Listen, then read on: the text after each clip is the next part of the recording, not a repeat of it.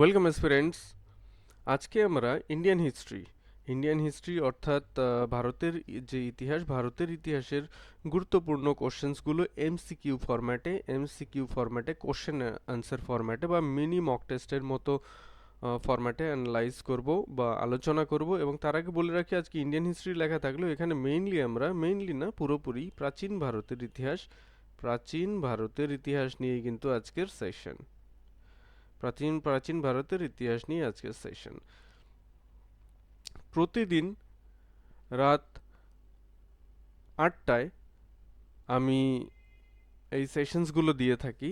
যারা West Bengal school service কমিশনের group C এবং গ্রুপ ডির এক্সাম অ্যাটেম্প্ট করতে যাচ্ছ, তাছাড়াও পিএসসি ক্লার্কশিপ, ডব্লিউবিসিএস, ডব্লিউবিপি এবং রেলের বিভিন্ন এক্সামগুলো যারা অ্যাটেম্প্ট করতে যাও, তাদের কথা ভেবেই আমি এই বিপ্লব স্যার নোটস এই চ্যানেলটা স্টার্ট করেছি। এবং এখানে কোশ্চেন্সগুলো তোমাদের অত্যন্ত হেল্পফুল হবে বলে আমি মনে করি। তো চলো চলে যাই আজকের এমসিকিউ সেশনে। আজকের এমসিকিউ সিরিজের ফার্স্ট প্রশ্নটি হচ্ছে, নাসিক লিপি কার? প্রশ্নটা আর একটু ক্লিয়ার করে দেওয়া উচিত ছিল। এখানে বলা উচিত ছিল যে নাসিক শিলালিপিটি কার সম্পর্কে, বা নাসিক শিলালিপির দ্বারা নিম্নলিখিত কোন রাজা বা সম্রাটের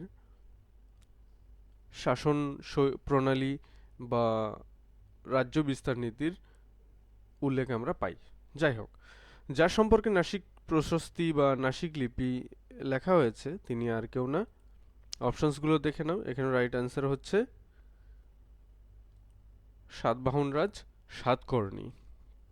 তো চলো যে আজকের নেক্সট কোশ্চেন, আইনি আকবরী কার রচনা, অর্থাৎ কে লেখেন? অপশনগুলো দেখো, বদাউনি, ফিরিস্তা, ফৈজি, আবুল ফজল। আমরা জানি যে আবুল ফজল, যিনি কিনা আকবরের সভাকবিও ছিলেন, তিনি কিন্তু আইনি আকবরীর রচয়িতা। চলো আমরা নেক্সট কোশ্চেনে চলে যাই। সিন্ধু সভ্যতা কত বছর আগের? খ্রিস্টপূর্ব 3000 বছর। তার মানে আজকের থেকে 3000 বছর নয়, কিন্তু এখানে রাইট অ্যান্সার অপশনে খ্রিস্টপূর্বের, অর্থাৎ যীশু খ্রিস্টের জন্মেরও 3000 বছর পূর্বে। তার মানে আজকের থেকে যদি হিসাব করি, আজকের থেকে প্রায় 5000 বছরের আগের সভ্যতা হচ্ছে সিন্ধু সভ্যতা। তো চলো আমরা নেক্সট কোশ্চেন দেখি। বৈদিক যুগের স্বর্ণমুদ্রার নাম কি? বৈদিক যুগের স্বর্ণমুদ্রার নাম নিষ্ক মনা, আমরা তো জানি। তার মধ্যে নিষ্ক ছিল সোনার মুদ্রা বা স্বর্ণ মুদ্রা। এখানে রাইট অ্যান্সার হচ্ছে অপশন সি, যেখানে সঠিক অ্যান্সারটি হবে নিষ্ক। তো চলো আমরা নেক্সট কোশ্চেনে চলে যাই। Question number 5, Kalpasutra. কল্পসূত্র এটি কি?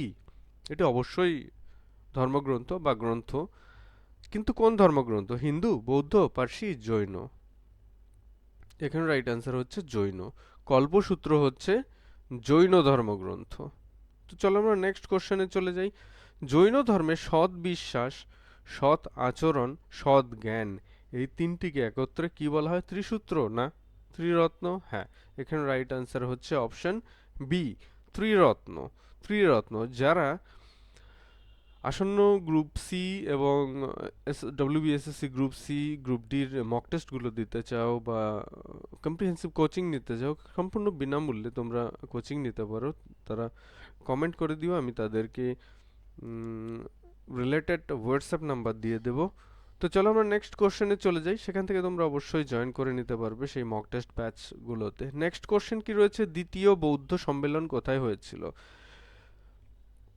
একটা সংক্ষেপে 4টি বৌদ্ধ সম্মেলন হয়েছিল। তার মধ্যে প্রথমটি হয়েছিল রাজগৃহে, দ্বিতীয়টি হয়েছিল বৈশালীতে, তৃতীয়টি হচ্ছে পাটলিপুত্রে, চতুর্থটি হচ্ছে কাশ্মীরে। এখানে কোনটি চেয়েছে? দ্বিতীয়টি মানে বৈশালী। এখানে রাইট অ্যান্সার হচ্ছে অপশন এ। নেক্সট, আলেকজান্ডারের সঙ্গে পুরুর যুদ্ধ কোথায় হয়েছিল? পুরু ভারতের উত্তর পূর্ব ভারতের এক অতি ক্ষুদ্র রাজ্যের রাজা ছিলেন, কিন্তু তিনি অত্যন্ত বীরত্বের সাথে আলেকজান্ডারের মতো দিগ্বিজয়ী শাসককে কিন্তু পুরো দস্তুর বাধা দেন এবং তাদের মধ্যে তুমুল যুদ্ধ হয়। যদিও সেই যুদ্ধে পুরুর পরাজয় ঘটে, কিন্তু পুরুর বীরত্বে মুগ্ধ হয়ে আলেকজান্ডার কিন্তু তার রাজ্য তাকে ফিরিয়ে দেয়। এখানে মনে রাখতে হবে যে কোথায় হয়েছিল? এখানে অপশনসগুলো দেখো, এখানে অপশনসগুলোর মধ্যে রাইট অ্যান্সার হচ্ছে অপশন বি, কারি নামক স্থান। এটা একটা ছোট জায়গা এক্স্যাক্টলি যেখানে যুদ্ধ হয়েছিল। কিন্তু এত স্পেসিফিক অপশন নাও থাকতে পারে। তোমাদের মনে রাখতে হবে যে বর্তমানে পাকিস্তানের পাঞ্জাবের তো দুটো অংশ, বাংলা যেরকম ওয়েস্ট বেঙ্গল এবং পূর্ববঙ্গ ভাগ হয়ে দুটো পার্ট হয়ে গেছে, ঠিক তেমনি পাঞ্জাবের একটা অংশ আমাদের ভারতে রয়েছে এবং আরেকটি অংশ রয়েছে পাকিস্তানে। সেই পাকিস্তানে স্থিত যে পাঞ্জাব, সেখানে ঝিলাম নদীর তীরে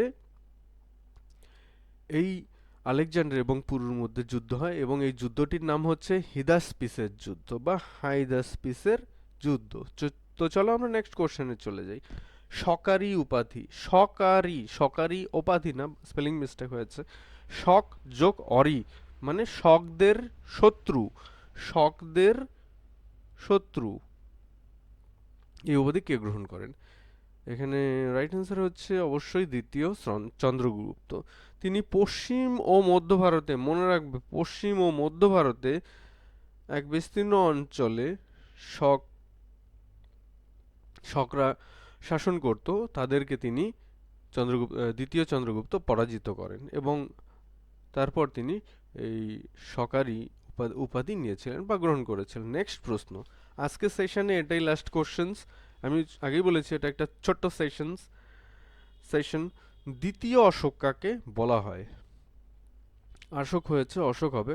অপশনগুলো দেখো, গন্ধফার্নিস, কনিষ্ক, মিনান্দার, এদের কেউ না। এখানে রাইট অ্যান্সার হচ্ছে কনিষ্ক। কনিষ্ককে বলা হয় দ্বিতীয় অশোক। কনিষ্কের সময় গান্ধার শিল্প বিশেষভাবে উন্নতি লাভ করে এবং স্বর্ণ মুদ্রার প্রচলনের জন্য কনিষ্কের নামটি কিন্তু ইতিহাসে বিশেষভাবে স্মরণীয়।